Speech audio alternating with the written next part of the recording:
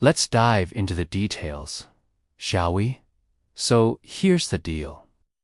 Just like every year, the folks over at the Social Security Administration are hard at work figuring out the cost of living adjustment for 2026. What does COLA have to do with me? Well, if you or someone you know is receiving Social Security benefits, then pay close attention because this is going to affect you straight in the pocket. If you're on Social Security and your monthly check is around $1,900, which is the average payment, a 2.7% increase would mean an extra $51.30 each month. The COLA for 2026 will be based on the Consumer Price Index for Urban Wage Earners, or CPIW, which measures how much prices change over time for a basket of everyday goods and services. However, many senior citizens feel that the SPI doesn't accurately reflect their spending habits, and therefore it's not a fair measure of inflation for people in retirement. That's because the SPI is based on the spending patterns of a typical worker rather than a retiree. So it does take into account the fact that retirees tend to spend more on healthcare and leisure activities, for instance, rather than on transportation, which is usually a bigger expense for wage earners. That's more than $600 a year. While a 2.4% rise would mean an extra $45.80 each month, which adds up to more than $500 a year. If you want to learn more about these topics, you can find links to all of my sources in the description below. Remember, knowledge is power. So keep learning, keep growing, and make sure you subscribe so you never miss an update.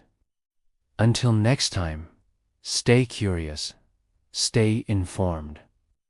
On the flip side, a 3% jump would mean an extra $56.70 each month, or over $680 a year. See, these numbers aren't just some government mumbo-jumbo. They're real dollars and cents that can make a genuine impact on people's lives. And here's the scoop. They reckon that come 2026, prices might go up by between 2.4 and 3%. Now, that might seem like a small fry, but for folks who are living on a fixed income, it can make a world of difference. Now, before I get into what's driving these numbers, I know what you're thinking. However, there's a fly in the ointment. Even if the 2026 COLA comes in at 2.7%, which is looking likely, it might not be enough to keep pace with the rising cost of living. In fact, inflation has remained sticky, which means that it's going to stick around for a while longer. Despite 3 rate cuts by the Federal Reserve, this year, inflation is still a pesky problem. The Fed slashed interest rates by another 100 basis points earlier this month, bringing the benchmark federal funds rate to a range of 5 to 5.25%, the lowest level since April 2023. But this rate cut hasn't done much to tame inflation yet. So it looks like the battle against inflation is far from over.